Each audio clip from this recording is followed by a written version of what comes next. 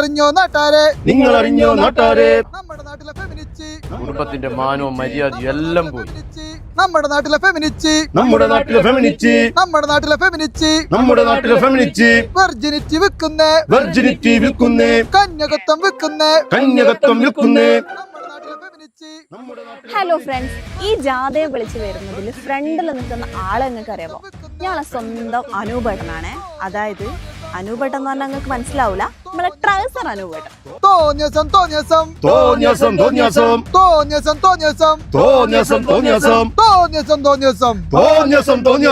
ഇതിങ്ങനെ ഈ ഒരു പേര് വന്നെന്നറിയോ? ഇങ്ങനെയൊക്കെ ചെയ്യാമോ?